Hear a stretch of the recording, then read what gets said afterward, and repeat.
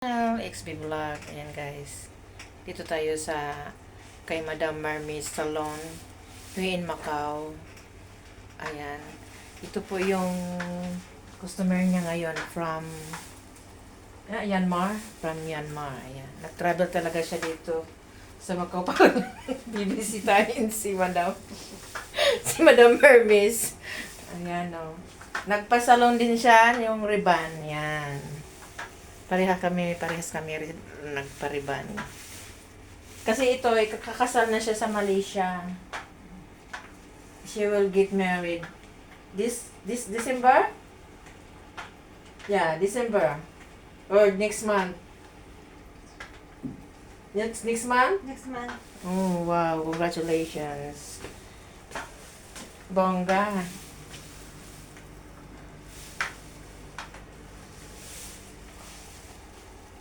Mura lang dito ang magpariban kay Madam Mermaid.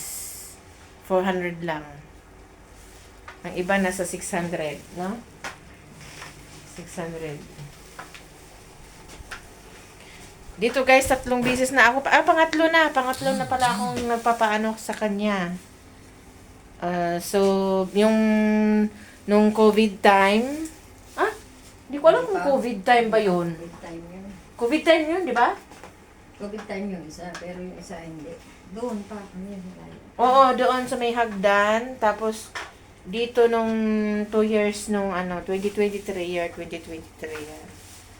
Every 2 years. Ako lang ang sariling sikap lang ako sa buhok ko. Ako magugupit, ako magkukulay. Tipid talaga. Yan, ma'am. Members, ka. Hi, XB Vlog. Na, pabato. Yan, ito yung parlor niya. Ang ganda, oh. Kapag man ako usok na postizo, hindi na ba ako na. Kasi, Ito yung parlor niya. pagdating ka sa bahay. Meron din siyang isang room. Mahalag yan. Marami siyang tinda. May perfume yan. Order na rin kayo. Yan. Pag with color naman, additional 200. So, napakamura lang yung ribbon niya. Ayan guys, ito lang po yung natin vlog. So, medyo pa yung anong nilagay mo to, sis? Neutralizer. Neutralizer daw ito, yung puti. Last na yan. Pang-last na siya. So, malalaman natin mamaya guys kung matatapos na siya. So, maging look na ako? 16 ba sis?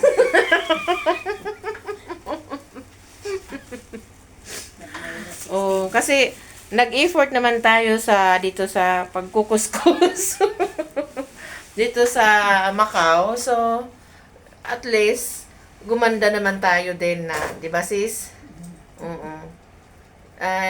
Ito yung natin, naman tayo magregalo sa ating sarili dahil Pasko na.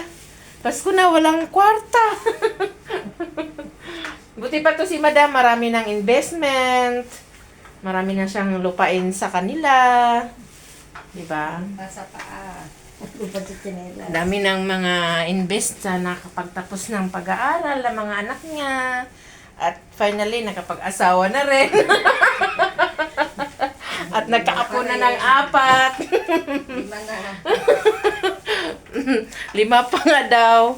Ayan, thank you for watching. Bye-bye.